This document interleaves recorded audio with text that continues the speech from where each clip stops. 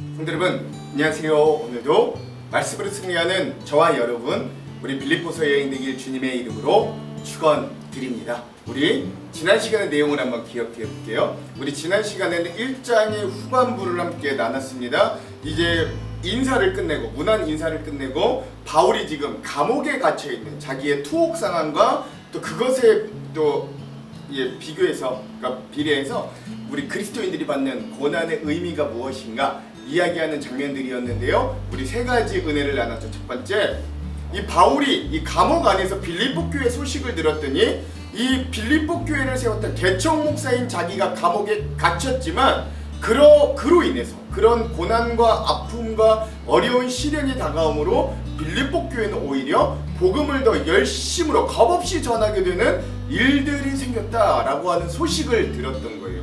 그게 두 가지 양상으로 나타나는데, 한 가지는 정말로 그 대부분의 빌립보 교회 성도들이 교회의 어떤 위기감을 가지고 우리가 전도를 열심히 해서 교회를 잘 일으켜놔야 되겠다라고 하는 첫 번째 부류가 있었다면, 또 하나 소수이긴 하지만 여기도 바울을 약간 반대했던, 자기들만의 독자적인 어떤 교회 안에서 강한 세력을 만들기를 원했던 사람들이 바울이 감옥에 갇힌 게 기회다.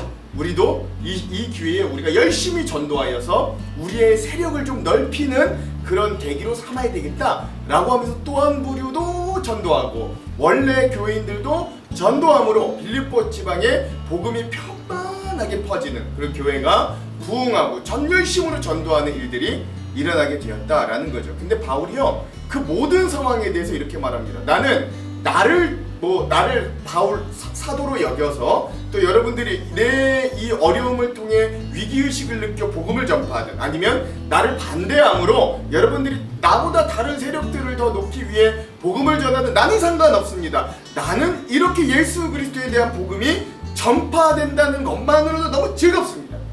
나는 드러나지 않아도 돼요. 그래, 예수만 드러나면 난 되겠습니다 라고 말하는 바울의 모습들을 보며 정말 나는 죽고 예수만 드러나기를 원하는 이 바울의 모습들을 함께 살펴보았죠. 두 번째, 그러므로 바울은 더 깊이 자기의 고백에 대해 이렇게 이야기합니다.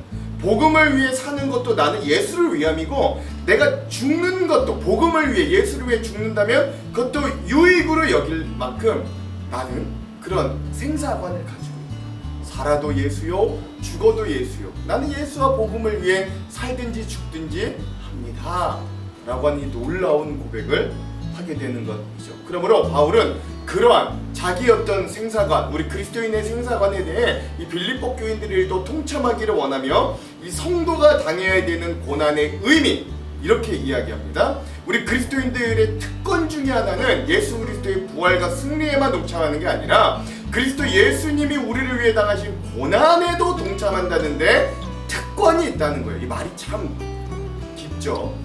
고난이 어떻게 특권이 되는가? 근데 우리는 예수님이 당한 고난을 우리도 당한다는데 특권을 누리는. 왜? 그것이 대적하는 자들, 우리에게 고난을 주는 자들, 우리를 조롱하고 이 예수 그리스도의 십자가의 이 복음이 나아가지 못하도록 방해하는 모든 자들에겐 그게 멸망의 증거가 되나, 오늘 우리가 복음으로 인하여, 예수로 인하여 고난받고 어려움을 당한다는 건 우리에겐 구원의 증거가 되기 때문에 그런 것입니다. 그래서 우리가 이 바울을 본받아 우리도 사나 죽으나 복음과 예수를 위하여 사는 사람들이 되어야 한다. 우리 이런 내용들을 우리 지난 시간에 함께 나눴습니다. 오늘은 빌립보서 2-1의 시간입니다. 이제 본격적인 주제들로 넘어갈 텐데, 우리 교회 공동체 생활에 대한 권면을 이제 바울이 2장에서는 이야기합니다. 그래서 오늘의 분량은 2장의 전반부인 1절에서 11절까지 읽을 거고요. 제목을 짓자면 교회 공동체여 너희 안에 예수의 겸손을 품으라 라고 하는 제목을 지어봤습니다. 오늘 이 부분에 굉장히 유명한 예수님의 겸손에 대한 말씀이 또 등장하기도 해요. 자, 그럼 오늘 이 부분에 대한 두 가지 맥을 짚어보고 맥에 따라 내용과 주안점 한번 봅시다. 첫 번째 맥, 오늘 빌립보서 2장 전반부에 보면 교회 공동체가 하나로 연합하고 일치하기 위해서 내놓은 바울의 대안들이 무엇인가, 여러 가지들이 있는데 한번 잘 살펴봤으면 좋겠고요. 두 번째, 바울이 교회 일치를 위한 그 겸손과 기준의 본으로 그럼 뭘 이야기하는가도 깊이 묵상해보는 시간들이 되었으면 좋겠습니다. 자, 이런 두 가지 맥을 짚으면서 오늘 내용과 주안점으로 한번 들어가 볼게요. 먼저 내용을 봅시다. 오늘 빌립보서 2장 전반부의 내용은 교회 일치의 근본 원리 예수 그리스도의 겸손을 따르라 라고 하는 것입니다. 바울은 먼저 교회 일치의 원리에 대해서 이렇게 이야기합니다. 그러므로 그리스도 안에서 여러분에게 무슨 격려나 사랑의 무슨 위로나 성령의 무슨 교제나 무슨 동정심과 자비가 있거든 여러분은 같은 생각을 품고 같은 사랑을 가지고 뜻을 합하여 한 마음이 되어서 내 기쁨이 넘치게 해주십시오. 무슨 일을 하든지 경쟁심이나 허영으로 하지 말고 겸손한 마음으로 하고 자기보다 서로 남을 낮게 여기십시오. 또한 여러분은 자기 일만 돌보지 말고 서로 다른 사람들의 일도 돌보아 주십시오 라고 이야기하는 겁니다. 뭐 빌립보 교회뿐만 아니라 바울은 어느 교회든 교회의 일치와 연합을 항상 강조하긴 했습니다. 뭐 빌립보 교회도 마찬가지인데 중요한 건 대전제가 있다는 거예요. 뭐냐면 이들이 어떤 격려, 사랑의 위로, 성령의 교제, 동정심과 자비 등 먼저 예수 그리스도에 대한 구원의 경험이 있는 사람들이 교회의 일치와 연합을 이룰 수 있는 어떤 같은 마음을 품는 자들이 된다라는 것들이 하나 있고, 또 하나 다툼과 허용으로 하지 않고 겸손한 마음으로 서로를 낮게, 즉 서로를 더 나은 사람으로 보아주는 그런 겸손이 필요하다라고 이야기하는데요. 이따가 우리 각각 조금 더 세분하게 나눠서 주안점에서 함께 좀 나눠보도록 할게요. 그리고 나서 바울은 그 교회의 일치와 연합을 이룰 수 있는 가장 근본적인 해답으로 겸손을 이야기하는데, 그 겸손의 기준과 대본이 되신 예수님에 대해 이렇게 말합니다. 여러분 안에 이 마음을 품으십시오. 그것은 곧 그리스도 예수의 마음이기도 합니다. 그는 하나님의 모습을 지니셨으나 하나님과 동등함을 당연하게 생각하지 않으시고 오히려 자기를 비워서 종의 모습을 취하시고 사람과 같이 되셨습니다. 그는 사람의 모양으로 나타나셔서 자기를 낮추시고 죽기까지 순종하셨으니 그 십자가의 죽기까지 하셨습니다. 그러므로 하나님께서는 그를 지극히 높이시고 모든 이름 위에 뛰어난 이름을 그에게 주셨습니다. 그리하여 하늘과 땅 위와 땅 아래에 있는 모든 것들이 예수의 이름 앞에 무릎 꿇고 모두가 예수 그리스도는 주님이시라고 고백하여 하나님 아버지께 영광을 돌리게 하셨습니다 라고 이야기하는 겁니다.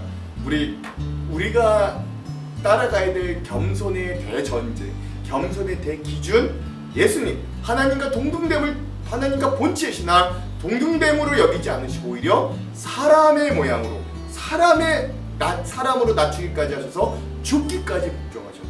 그 겸손이 결국 우리를 온전케 만드는, 교회를 일치하고 연합하게 만드는 대기준, 대본이 된다. 이렇게 바울이 이야기하는 거죠. 여기도 우리 이따가 주안점과 함께 좀 나눠보도록 하겠습니다. 자, 여러분 오늘 이 부분 우리 빌립보서 2장 전반부의 핵심 구절을 한번 나눠볼게요. 오늘 핵심 구절은 5절에서 8절입니다. 너희 안에 이 마음을 품으라. 곧 그리스도 예수의 마음이니 그는 근본 하나님의 본체시나 하나님과 동등됨을 취할 것으로 여기지 아니하시고 오히려 자기를 비워 종의 형체를 가지사 사람들과 같이 되셨고 사람의 모양으로 나타나사 자기를 낮추시고 죽기까지 복종하셨으니 곧 십자가의 죽으심이라. 아멘. 좋습니다. 그래서 오늘 이 교회가 이루어야 될 연합과 일치의 가장 중요한 겸손의 본이 되신 예수님의 모습을 이야기하는 이 바울의 모습을 오늘 말씀의 핵심구절로 삼아 보았습니다. 자, 그럼 오늘 이 부분에 대한 주안점 세 가지를 함께 나누고 말씀을 한번 읽어볼게요. 첫 번째, 앞서 우리가 1장에서 살펴보았듯이 바울의 사랑과 칭찬을 받은 빌립보 교회도 이 지도자의 부재에 따라 내부에서 분열의 조짐이 일어나기 시작했어요. 여기서 바울은 교회가 하나 되고 연합하기 위한 비결을 제시하는데 그 부분이 바로 오늘 우리가 읽을 말씀의 부분들이고요. 먼저 1절과 2절 한번 읽어볼게요. 그러므로 그리스도 안에 무슨 권면이나 사랑의 무슨 위로나 성령의 무슨 교제나 긍휼이나 자비가 있거든 마음을 같이하여 같은 사랑을 가지고 뜻을 합하여 한 마음을 품어. 아멘. 그렇죠? 여러분 우리가 계속 이제 성경 신약성경 읽어와서 아시겠지만 이게 뭐 고린도 교회든 로마 교회든 갈라디아 교회든 뭐 에베소서 교회든 간에, 그리고 오늘 편지를 보내는 빌립보 교회에서도 바울이 그렇게 교회들마다 강조하고 외쳤던 주제는 바로 교회의 일치와 연합이라는, 근데 중요한 건 바울은 교회가 일치되어야 하는 근본적인 이유를 1절에서 이렇게 이야기하고 있는데 1절을 다시 읽진 않지만 1절을 풀어서 말하면 이렇습니다. 여러분이 그리스도 안에서 어떤 권면을 경험했기 때문에, 여러분이 사랑의 어떤 위로를 경험했기 때문에, 여러분이 성령의 어떠한 교제를 경험했기 때문에, 여러분이 어떠한 긍휼과 자비를 경험했기 때문에, 그 다음에 2절에 마음을 같이 하고 사랑을 가지고 뜻을 합하여 한 마음을 이루어야 된다, 일치를 이루어야 된다 라고 이야기해요. 그러니까 그리스도인이 경험하는 권면, 사랑의 위로, 교제, 긍휼, 자비 이런 것들이 하나됨의 근거가 되더라는 거죠. 하나님은 우리를 권면하시고 위로하시고 우리와 교제하시는 분입니다. 그리고 우리는 하나님으로부터 받은 것들을 성도들과 나눠요. 서로가 서로에게 권면하고 위로하고 교제하고 그 은혜를 나누는 거죠. 주님이 나를 격려하셨던 나도 누군가를 격려하고, 주님이 나를 위로하셨던 나도 누군가를 위로하고, 주님이 나에게 베푸신 긍휼과 자비를 나도 누군가에게는 베푸는 거예요.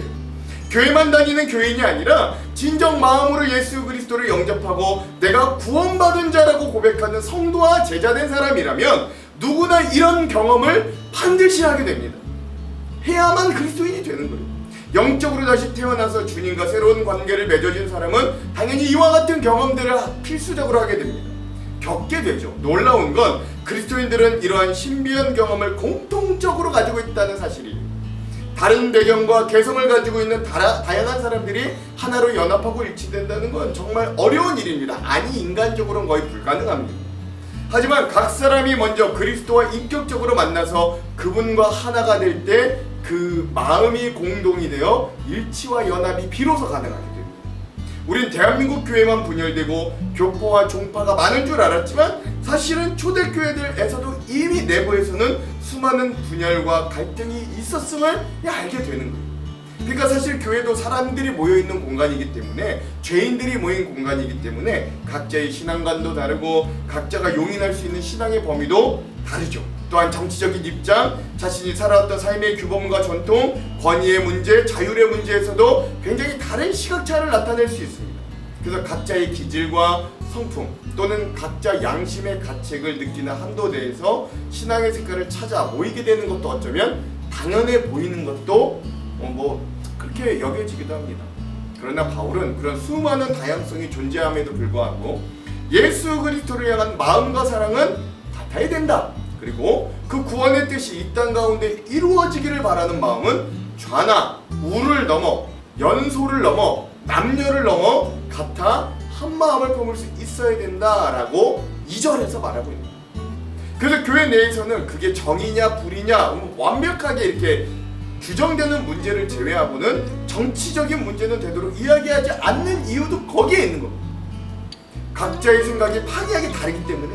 그래서 이런 다양한 사람들이 하나가 될 수 있는 유일한 동기는 십자가의 복음과 예수 그리스도에 의해 구원받음밖에 없음을 우리가 좀 기억해야 돼요.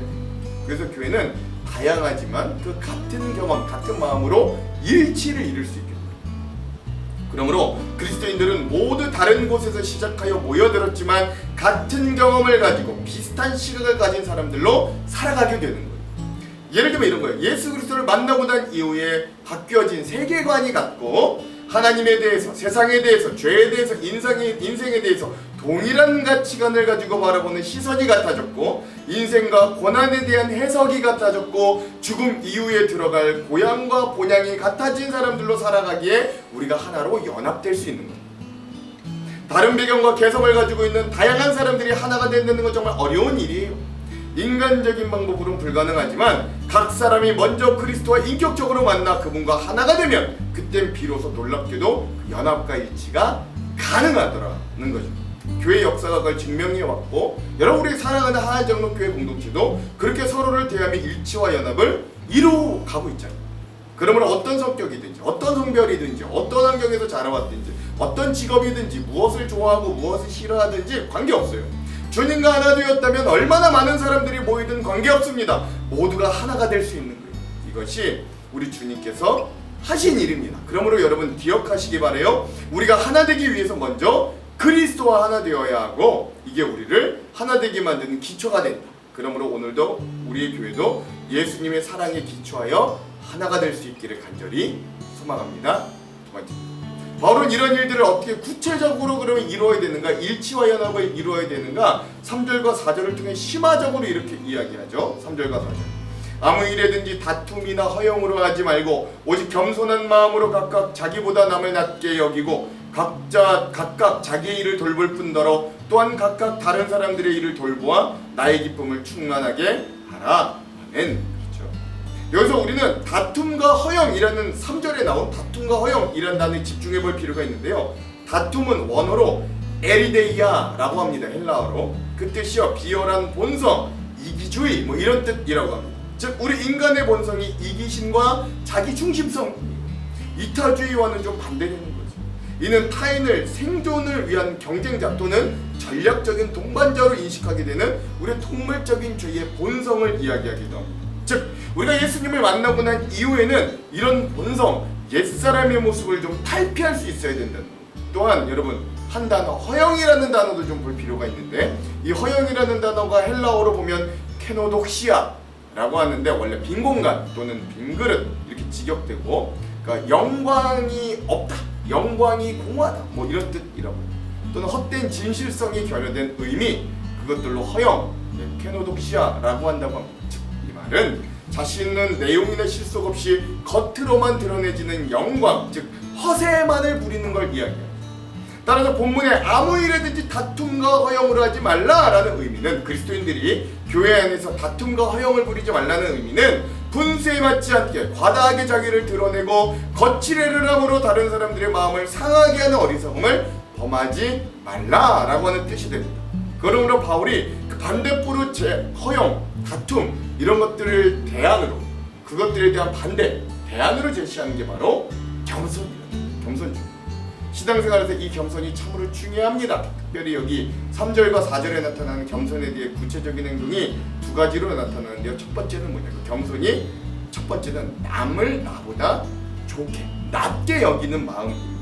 이 말이 쉬운데요. 사실 다른 이들을 나보다 좋게, 낮게 여기는 건 참으로 어려운 일임을 우리가 쉽게 경험할 수 있습니다. 왜냐하면 나는 나의 경험과 나의 지식이 최고라고 본능적으로 느끼고 신념하기 때문에 그래요. 그러나 오늘 자기를 버리고 오직 복음만이 남기를 바라던 바울의 모습을 기억한다면, 또한 자기의 모든 것을 내어던져 우리를 십자가에서 사셨던 예수 그리스도를 우리가 따라가는 자들이라고 고백한다면, 오늘 우리는 저 십자가에서 내 자신을 못 받고 나보다 남을 좋게 여기며 사랑으로 신앙생활을 할 수 있으니, 그러므로 겸손은 예수님을 본받아 자기보다는 남을 좋게, 더 높게 여기는 것이 겸손. 낮게 여긴다는 단어와 원래 의미는 그것들을 위로 둔다라는 의미라고. 그런데 우리는 남을 낮게, 그러니까 낮게, 더 높게, 좋게 여기기보다는 좀 발음이 비슷한, 남을 나보다 낮게 여길 때가 더 많습니다. 여러분들 잘 구분하셔야 됩니다. 이거 헷갈리면 완전히 신앙생활의 거꾸로가 됩니다. 우리가 하나 되기 위해서는 자기만을 생각하는 이기심과 자기를 내세우는 헛된 자랑들을 버리고 다른 사람을 나보다 좋게, 높게, 낮게 여겨줘야 합니다. 이게 겸손의 마음의 핵심인 거예요. 근데 여기서 빠뜨리지 말아야 될 게 있는데, 여기서 각각이라는 말이 등장한다는 거예요. 이 말은 서로가 서로에게 그렇게 하라는 겁니다. 나만 하는 게 아니라 상대도 나에게, 나도 상대에게 각각 하라는 거예요. 한번 그렇죠? 여러분 한번 생각해 보십시오. 만약 우리 교회 공동체가 서로가 서로를 그렇게 높게 여겨준다면 그 얼마나 천국이 되겠어요. 그러므로 자기를 너무 중요하게만 생각하지 마시기 바랍니다. 내 위주로만 생각하지 마십시오. 지나치게 자기에게 집중하면 동시에 겸손할 수 없는 거예요. 그러니까 내 욕심을 내려놓고 고개를 숙여 땅에 떨어져 있는 겸손을 집어 드십시오. 그리고 그 겸손을 가슴에 꼭 끌어안아 품으시기 바랍니다. 우리가 하나 되기 위해 이기적인 욕심이나 헛된 영광, 그런 허영들을 추구하지 말고 오직 겸손한 마음으로 각각 자기보다 다른 사람을 낮게 여길, 좋게, 높게 여길 수 있어요. 이게 우리가 품어야 될 겸손의 첫 번째 핵심적인 마음이라면, 둘째, 바울은 겸손의 구체적인 행동으로 나의 일뿐만 아니라 다른 사람들의 처지와 형편을 살피라 라고 이야기하는데요. 잠언 27장 23절에서 25절에 보면 이런 말씀이 있어요. 내 양떼의 형편을 부지런히 살피며 내 소떼에게 마음을 두라. 대저 재물은 영원히 있지 못하나니 면류관이 어찌 대대에 있으랴. 푸른 배누에는 새로움이 돋나니 산에서 꿀을 거둘 것이니라. 아멘. 신앙인이 지혜를 가지고 살 수 있는 방법은 오늘 하나님께서 우리에게 허락하여 주신 귀한 성도들과 교제하며 그들의 형편을 살피고 그들에게 마음을 두는 것이라고 잠언 지혜의 말씀은 이야기합니다. 그러면 하나님께서 풀을 베고 난 이후에도 자동적으로 그 풀이 자라 꼴을 이루게 하듯 우리의 삶을 책임져 주신다라고 하는 거예요. 그러므로 오늘 우리가 우리의 욕심을 버리고 서로가 서로의 형편과 마음을 살피는 일은 참으로 귀하고 중요한 일이 됩니다. 그리고 바로 이러한 서로의 돌봄의 실천이 바로 교회의 분쟁을 해소시키고 교회를 하나 되게 한다는 걸 여러분 기억하시기 바랍니다.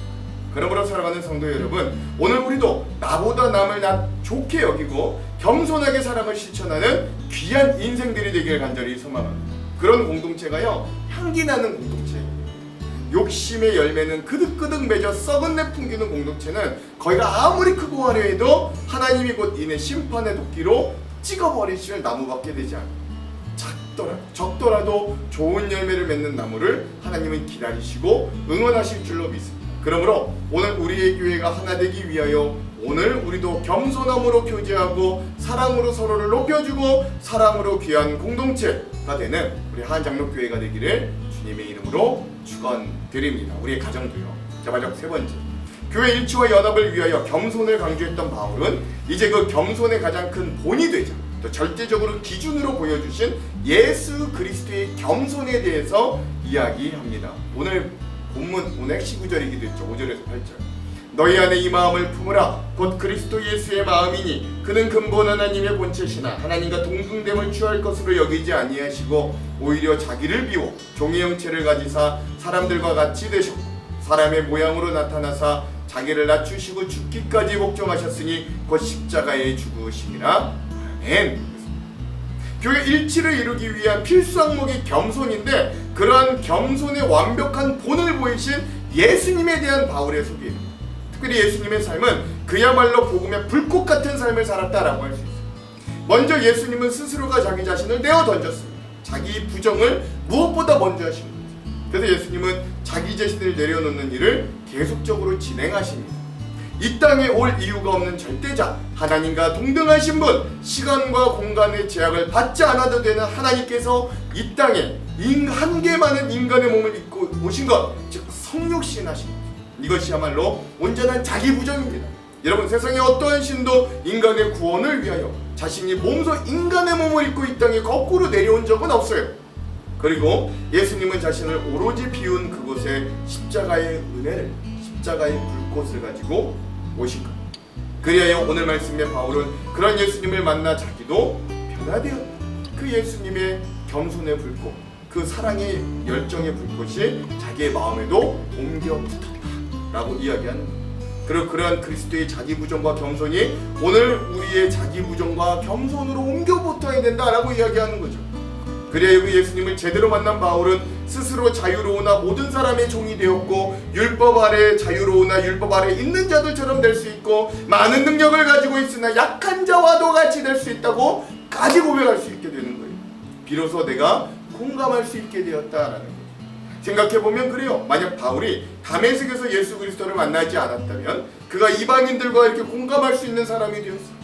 자기의 지위와 그동안 유대교인으로서 쌓아왔던 스펙을 아무것도 아닌 배설물처럼 여길 수 있었을까요? 그리고 이렇게 단 몇 명이라도 변화시키기 위해 간과 쓸개를 다 빼줄 수 있는 성품과 인내를 가질 수 있게 되었을까요? 생각해보건대 결코 바울은 만약에 예수님을 만나지 않았다면 그러지 않았습니다. 오히려 그는 예수님을 만나지 않았다면 더 강성이면 강성의 유대인이 되었지, 남을 비난하고 정죄하는 자가 되었으면 되었지, 그렇게까지 다른 사람을 공감하고 낮은 곳까지 가는 자가 바울이 되지는 못했어요. 예수를 믿었던 사람들을 핍박하기 위해 이리저리 뛰어다녔던 그의 모습을 보면 우리가 쉽게 그 모습들을 유추해 볼 수 있잖아요.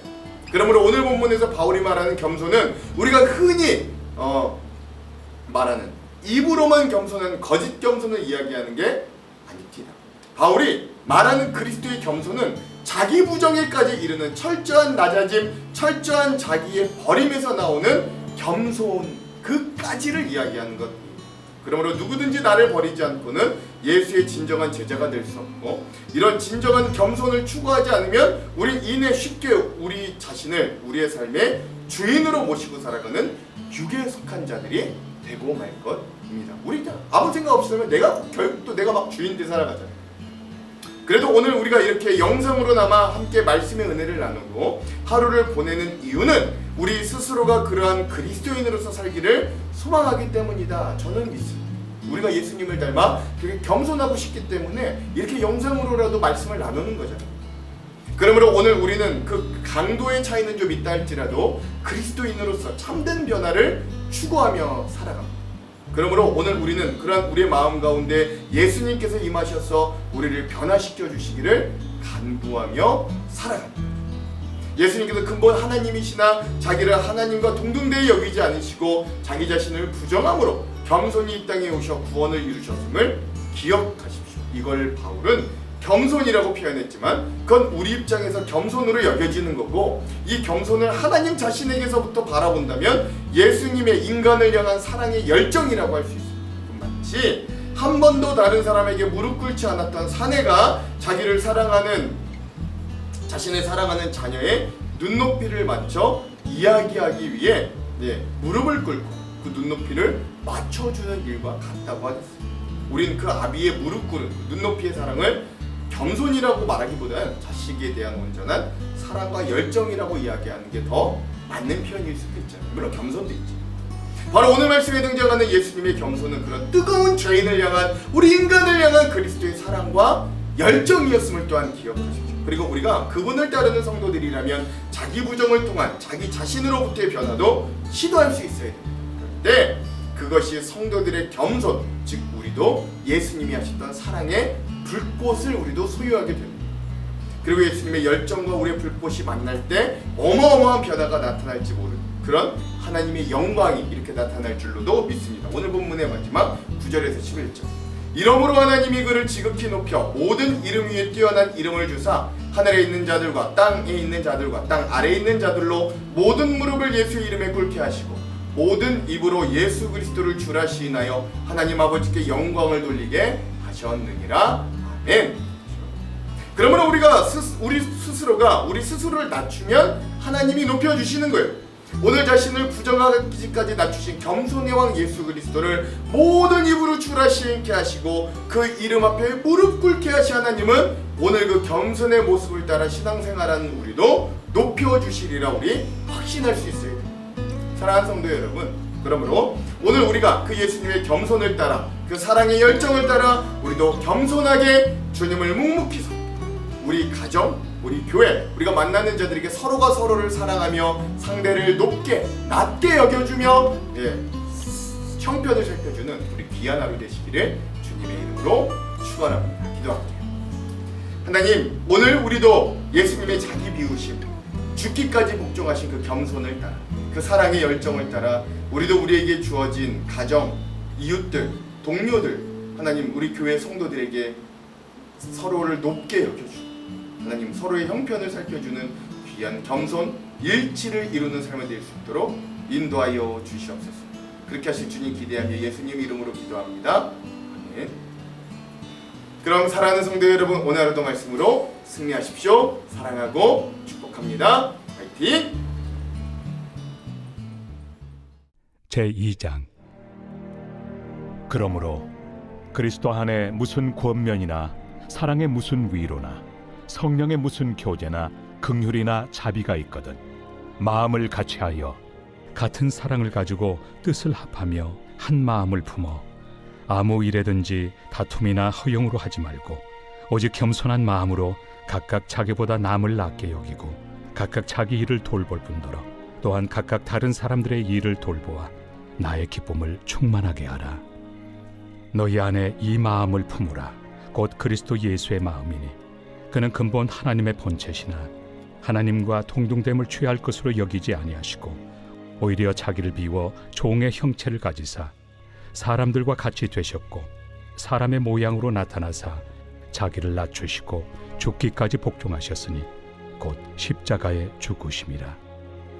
이러므로 하나님이 그를 지극히 높여 모든 이름 위에 뛰어난 이름을 주사 하늘에 있는 자들과 땅에 있는 자들과 땅 아래에 있는 자들로 모든 무릎을 예수의 이름에 꿇게 하시고 모든 입으로 예수 그리스도를 주라 시인하여 하나님 아버지께 영광을 돌리게 하셨느니라.